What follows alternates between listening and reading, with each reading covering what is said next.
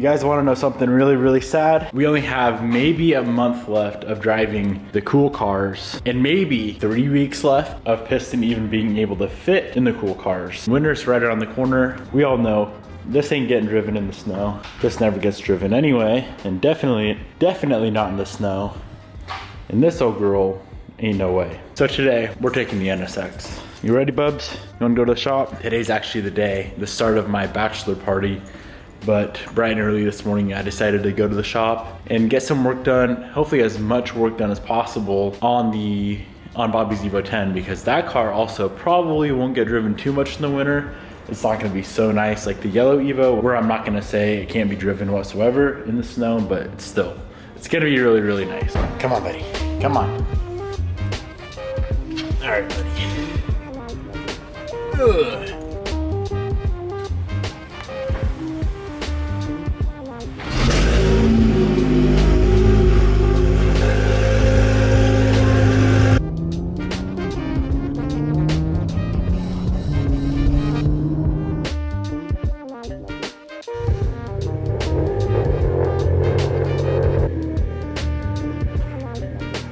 So here's what I want to get done today. This is all of the parts for our engine. All this stuff needs to be cleaned up. I need to drop the cylinder head off at the machine shop, which probably should not have drove the NSX for that. They need to go through the head, make sure all that's good. Get that guy cleaned up, get this whole cart of parts cleaned up, get the turbo kit cleaned up, ready to go, transmission and transfer case. And then I do want to do a little bit of powder coat work. This intake manifold, it's got like a Nardo gray color on it. Honestly, Bobby and I are not the biggest fan of this color for the intake manifold. So I want to go ahead, get this thing stripped and repowder coated. A nice color. Probably going to go with some sort of textured black. And then our injectors, I'm going to go ahead and send these guys out, get them cleaned and flow tested. This car did have some ethanol in it when it sat for a very long time. So I just want to make sure these things are perfect and ready to go, because the last thing that we need is to put a brand new motor in the car, have one of these guys not flowing properly, a little bit clogged up from some ethanol sitting in there, and that takes out a motor. Could you imagine? It's worth the $100 for sure. The first thing I'm gonna work on is this manifold, being that it takes a while in the stripper tank and it takes a while in the oven as well. Somebody took the time to go ahead and port match it. Our head was ported, and whoever ported the head ported the manifold. Looks freaking tremendous. Both the throttle body side and the cylinder head side are ported. Before we can slap some new powder coat on this thing, it's got to be stripped in this acid. A lot of you guys wonder what is in this tank. It is called rim strip. It's kind of just like a generic powder coat stripper. Well, that thing is getting stripped. It takes about 20-30 minutes. Let's start getting some of this stuff cleaned up. So the transfer case, I know, is 100% good to go. The transmission, when we pulled that drain plug, there was quite a bit of gunk on it. So I think I'm gonna split the cases. I'll probably do something with the case, because this transmission was built and builders, for some reason, just grab some generic freaking silver rattle can and go to town. So everything's rattle canned. The whole entire case, all the bolts, stuff up there, everything is just freaking rattle canned, man, and I don't like it whatsoever. But for now, we can at least get it degreased and pressure washed.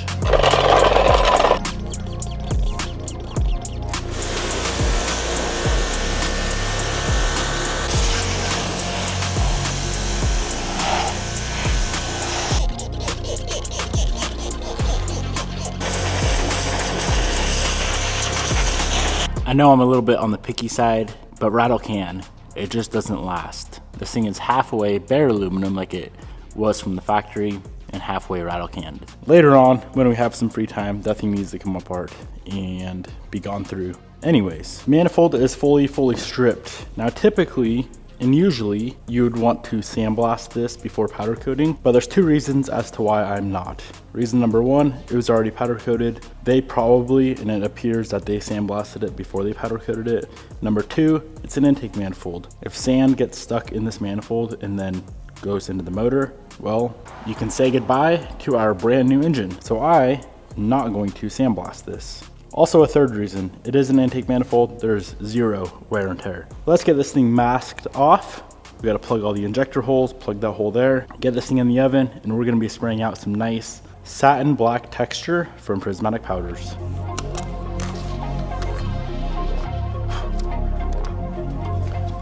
I did start looking into billet manifolds.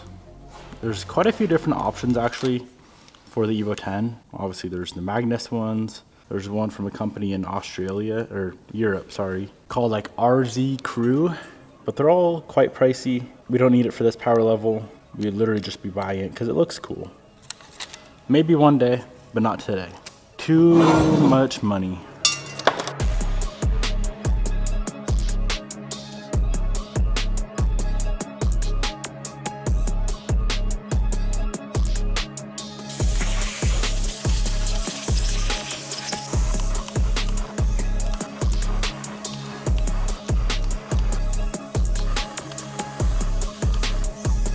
Intake manifold is out of the oven.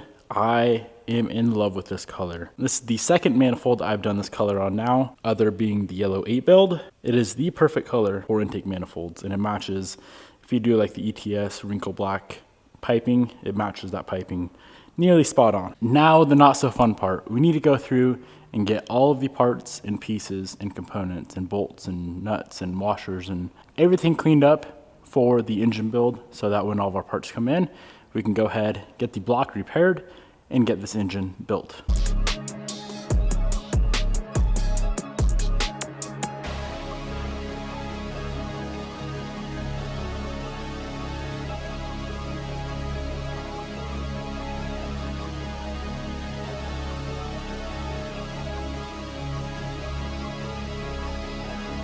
So I got all of the parts and pieces for the engine build cleaned up.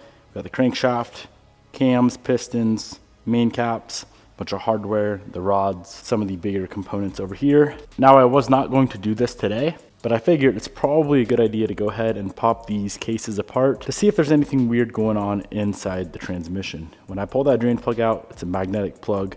There was more gunk on it than I would have expected. It's maybe 20 minutes to pull the cases apart on this thing, go through and inspect it, and make sure everything's good to go.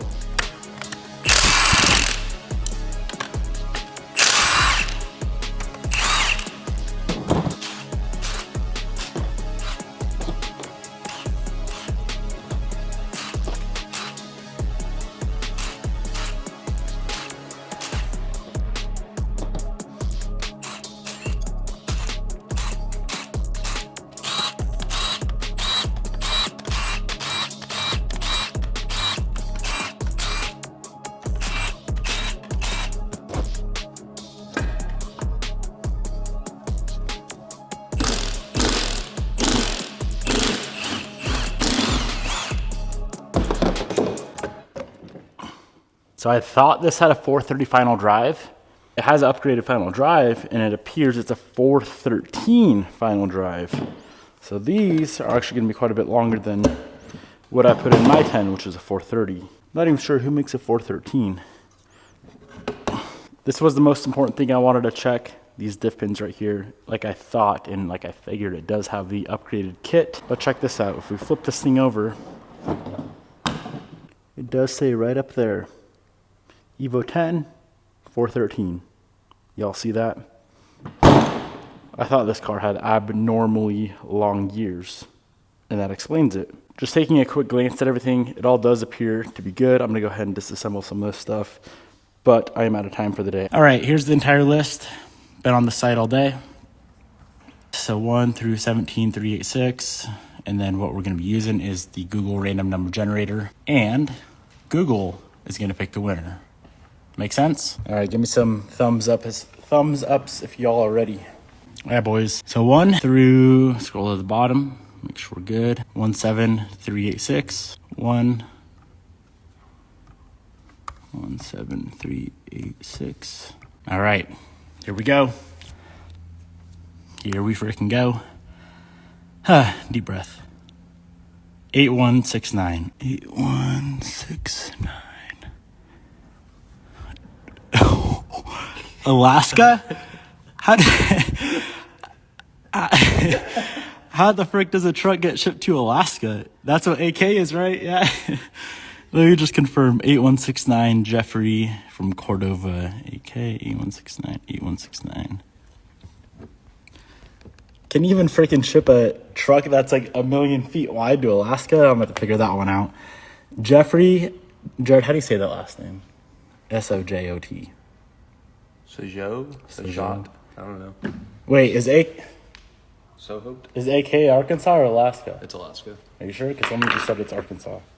Arkansas is AR. I'm pretty 99.9% sure that's Alaska. This thing's somehow getting shipped to freaking Alaska of all places. Dude, that's going to have to go back on the stock wheels for transport.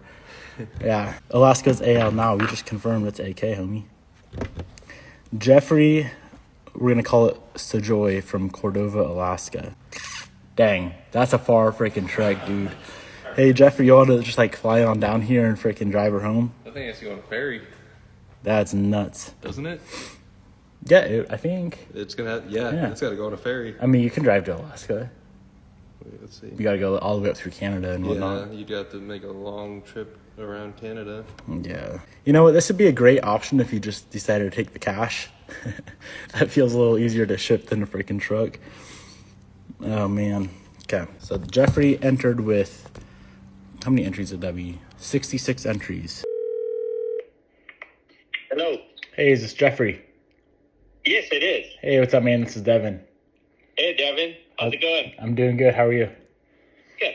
Good. You see the live stream? I'm not on it. Well, you were the winner of the Duramax for the cash. No way. Yes, sir. No way. Yeah, congratulations again. I'm super stoked for you. I'll keep you posted as soon as I hear from transport and this thing can hit the road and get shipped up to you. Right on, Devin. Perfect, right man. on. Thanks. Yep, thank you, dude. I appreciate it. Okay. Bye. So for only $200, Jeffrey won the Duramax. That right there is a pretty solid come up. I'm gonna go ahead and wrap up the video right here. I hope you guys enjoyed the video and I hope you guys enjoyed the Duramax giveaway. Could have been any one of you guys that takes that thing home. I'm not sure what I'm gonna give away next. I got some ideas brewing up in my mind, but nothing set in stone right now. Comment below. What do you guys want to see given away next? I could go buy a car, build it and give it away, or I could just give away another one of the vehicles that we don't really drive anymore. Comment below. Hope you guys enjoyed. Peace out, my friends, and I'll see you guys in the next video.